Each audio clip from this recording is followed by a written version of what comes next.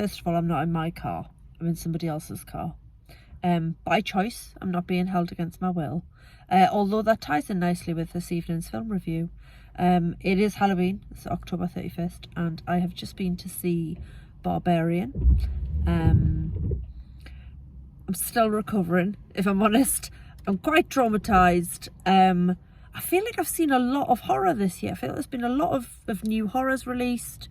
X, Smile, The Black Phone. What else have I watched this year? There's been quite a few. You've watched everything this year. I have watched everything this year.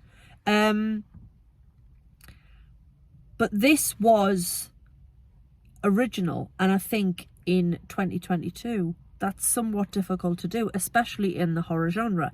And while it had tropes of classic horror, I think it did an incredible job of creating something quite special and utterly terrifying. Your premise is that you've got a young woman called Tess, played by British actress Georgina Campbell. She arrives late at night at an Airbnb booking in Detroit, and when she gets there, she finds out that somebody else has booked the same property through a different website. The somebody else is played by Bill Skarsgård. His character was called Keith, which, as things progressed and she was shouting for him because things go sideways, I thought, Keith's a really weird name to be shouting out into the abyss. I don't know why. I just didn't feel it was a very modern horror movie name. Keith! Bill Skarsgård played Pennywise in the remake of Stephen King's It. And even without the makeup, you can still tell. Oh, he's a beautiful man, don't get me wrong. But does have a creepy air to him. So they end up staying in the property together. She goes off for a job interview the next day. And then the following day, things start to unravel. The less you know about this film going in, the better. Also in the mix, you've got Justin Long playing a character called AJ, a disgraced actor who's just had some quite serious charges brought against him. He owns the property, the Airbnb, so he ends up coming back and getting dragged into what's going on. And I think if I say any more than that about the plot, I'm going to spoil it. You would spoil it if you tell anything more than that. that. So that's your framework.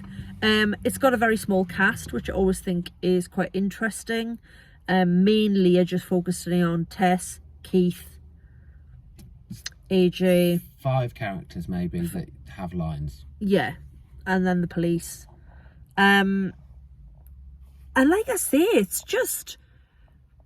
It's well paced, it rattles along nicely, it wrong foots you quite a few times because you get to a certain point with the Keith and Tess storyline and then we go somewhere else entirely, and after we've pursued that storyline for a bit, we then go somewhere else again, and it kept me guessing.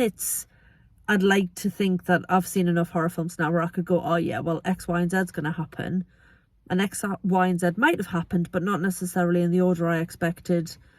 And there's not really a huge amount else to say about it. It's really well scored. I've got to give props to the guy who created it. It's written and directed by the same guy. His name is Zach Kreger. And from looking on IMDb, he doesn't seem to have done a huge amount before this. So if this is his feature film debut, then I tip my hat to him. Or I would if I was wearing a hat.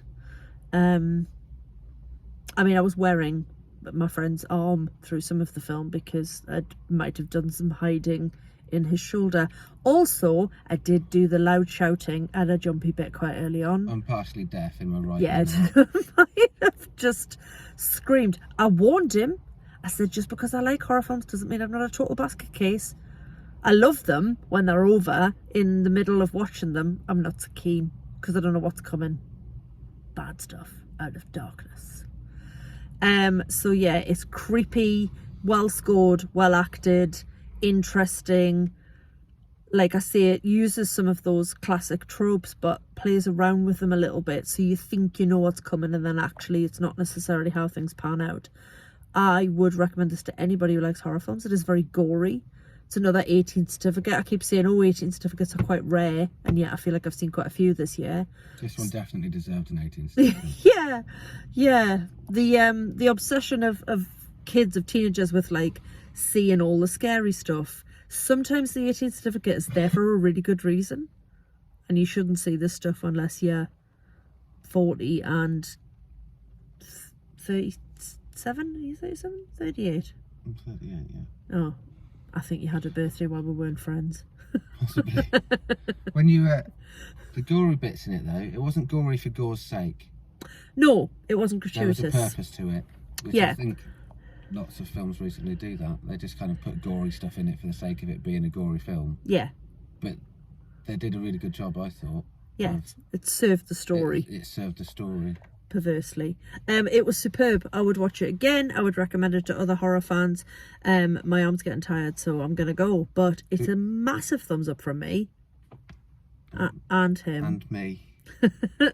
I will be back in my own car soon, because apparently it's got fixed and all is well. Don't know what I'm coming to see next. At some point I'm coming to see Wakanda Forever with this idiot over here. Idiot? I mean, you could make me walk home, so maybe I'll be nice to him. Cinema. No, you didn't scream the cinema down. You just laughed when I did it. That's it for me for this evening. Thank you for listening. As ever, like and subscribe and share and things. Katie out.